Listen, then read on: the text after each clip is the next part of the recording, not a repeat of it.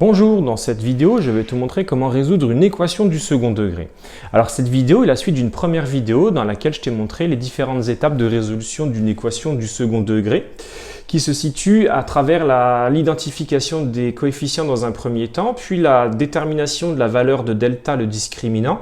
Et en fonction de cette valeur de delta, nous sommes soit dans la configuration où nous avons deux solutions si delta est positif, soit nous avons une seule solution si delta est égal à 0, ou pas de solution si delta est négatif. Je te propose de commencer à lire l'équation que je souhaite résoudre avec toi. X carré moins 10x plus 25 est égal à 0. Je souhaite résoudre cette équation. Première étape à réaliser, ce qu'on appelle l'identification des coefficients. Quelle est la valeur de A? Alors A est égal à, le problème qui se pose à certains élèves, c'est qu'il n'y a rien devant le x carré. En fait, pas tout à fait, il y a un 1. Donc la valeur de A est bien égale à 1. Ensuite, quelle est la valeur de B? Alors B, dans cette équation, est égal à moins 10. J'insiste sur le moins. Beaucoup d'élèves oublient le moins. Et ça, c'est pénalisant pour la suite de la résolution. Quelle est la valeur de C? Ici, pas d'ambiguïté possible. C est égal à 25. Voilà. Une fois que j'ai identifié A, B et C, je vais pouvoir calculer le discriminant, ce qui se note sous le petit triangle. C'est delta, qui est égal à B carré moins 4AC. Je commence par remplacer mon B par moins 10. J'élève le tout au carré. J'insiste sur le tout au carré. Moins 10, le tout au carré.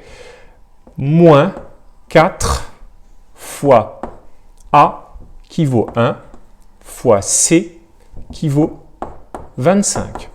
Delta est donc égal à moins 10 au carré. J'ai insisté tout à l'heure sur, entre parenthèses, moins 10, le tout au carré, ce qui est égal à moins 10 fois moins 10, ce qui est égal à 100.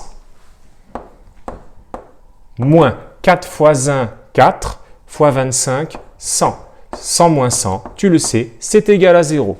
Nous sommes dans la configuration où delta est égal à 0. Nous avons une solution que je vais noter, x0 qui est égal à moins b sur 2a. x0 qui est égal à moins b sur 2a. Je vais remplacer b par la valeur que j'ai identifiée tout à l'heure et a par sa valeur.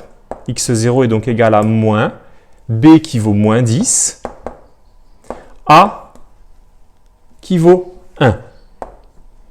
Et j'ai oublié 2 fois ici, sur 2 fois 1. Moins 10, ça fait 10, sur 2, alors bien le 2 ici, multiplié par A qui vaut 1, sur 2, ce qui est égal à 5. La valeur de x0 est égale à 5.